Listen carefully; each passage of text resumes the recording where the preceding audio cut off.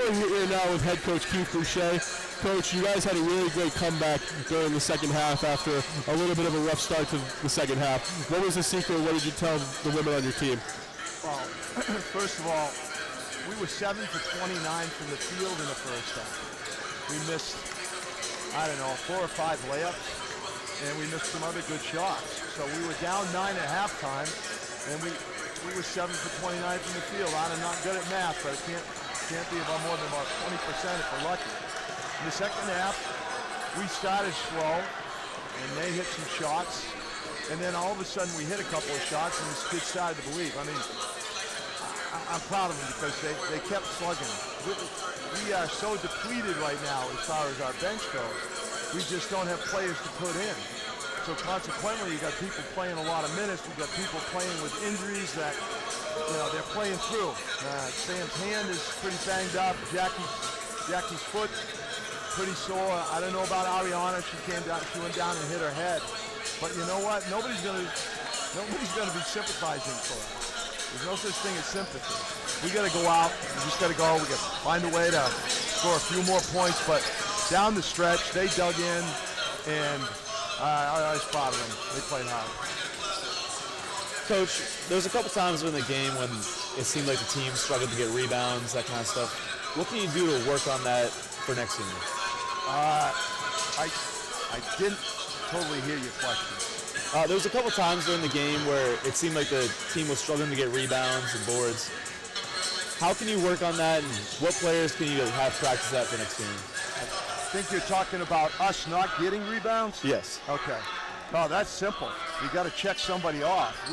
In the first half, that's good analysis. In the first half, we gave up too many second opportunities.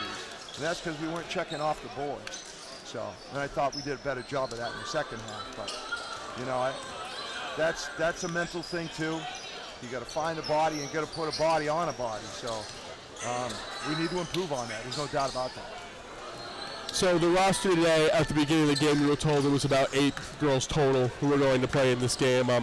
How much does a roster that is not as healthy as it should be, how much does that affect winning, but how much does it also show you what some other girls in the team can actually do? It affects the way you play because players aren't going to be able to remember every position. We had guards playing forward today. We had forwards playing guards. And then when you're trying to run something that you want to run, it's difficult unless we're running pure motion because the player doesn't know what they're doing.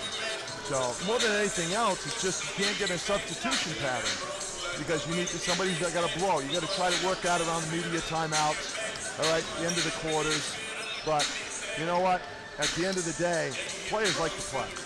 So, I mean, we're going to have players that are going to be playing a lot of minutes, and we just got to hope that they get in great shape because we're not getting anybody back anytime soon. So. Thank you, Coach. All right. Thank you so much. All right.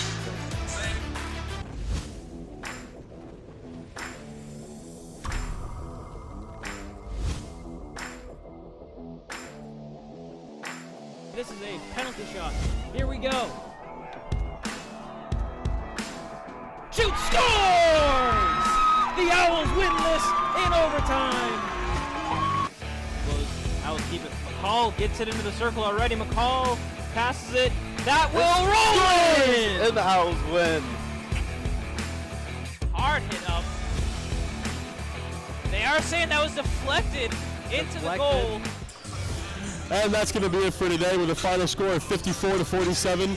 I'm JJ LeBlanc, joined here by Jake Truesdale.